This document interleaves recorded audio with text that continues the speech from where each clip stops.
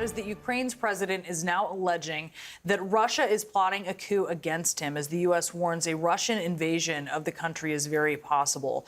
Joining us now, CNN political analyst, Washington Post columnist, and the author of Chaos Under Heaven, Trump, Xi, and the Battle for the 21st Century, Josh Rogin, with us. Okay, what do you think about this news, Josh, as we've already heard the U.S. concerned that this is something the Russia is proceeding with?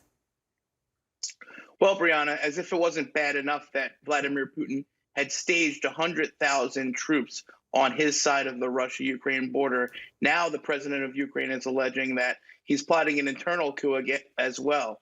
Of course, that makes total sense because Putin never just interferes in one way.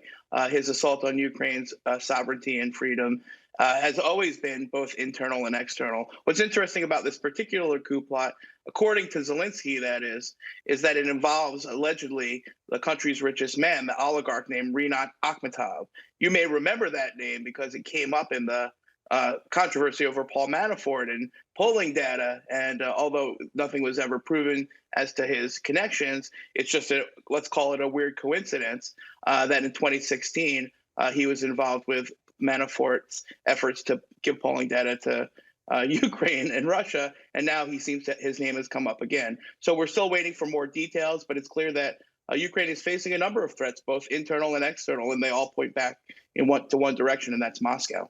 And so, Josh, the Washington Post says that Zelensky is basing these claims off of some secret audio recordings that they've obtained. But do we really know anything more about what they believe was going on behind this plot? Because they said they believed it was going to happen as soon as next week. And so do we know any more about those recordings?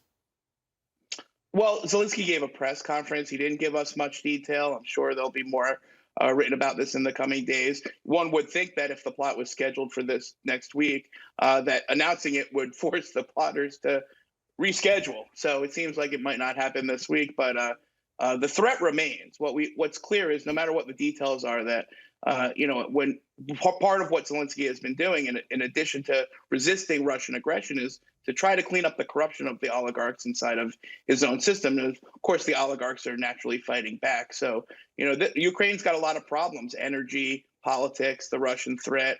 They're calling on European and American support. They want not just military aid, but economic and energy aid as well. And, while the Biden administration has shown a lot of support publicly to Zelensky, they haven't produced a lot of actual material assistance. And I think that's what members of Congress, frankly, in both parties are calling for now.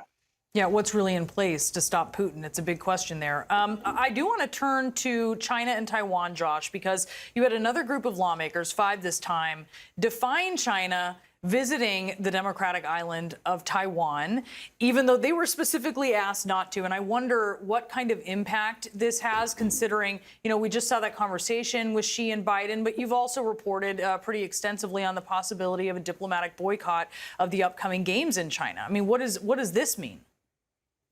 Right. Well, this is the third delegation of U.S. lawmakers to visit the island of Taiwan in the last few months. This is not particularly controversial in and of itself. U.S. congressmen and congresswomen are allowed to visit Taiwan. They always visit Taiwan. What's new is that, not that the Chinese government is complaining, is that as we get to a more and more tense situation between both the United States and China, and between China and Taiwan, that these visits are now raising the stakes and raising the tensions even more. That's not to say they shouldn't do them, of course. We have good economic ties with Taiwan. We have diplomatic, although unofficial, ties with Taiwan. It's the place where all of the high-end semiconductors that are part of our supply chains are made. It's an important country, even though we don't recognize it as such. So, visits, in my opinion, are positive and constructive, but we can't ignore the fact that the situation across the Taiwan Strait is becoming increasingly tense and increasingly dangerous. And, for me, it's not really about the Olympics. It's about what happens the day after the Olympics, because, this is the best behavior we're going to see from Beijing. And it's not that good. They're disappearing tennis stars and menacing Taiwan and cracking down on Hong Kong and committing a genocide. And that's why, when they care about what we think, and then after the Olympics are over, when the cameras turn away, I think that's when the real danger to Taiwan begins. That's something we'll be watching closely with you as well. Josh, thank you for joining us this morning. Happy Thanksgiving.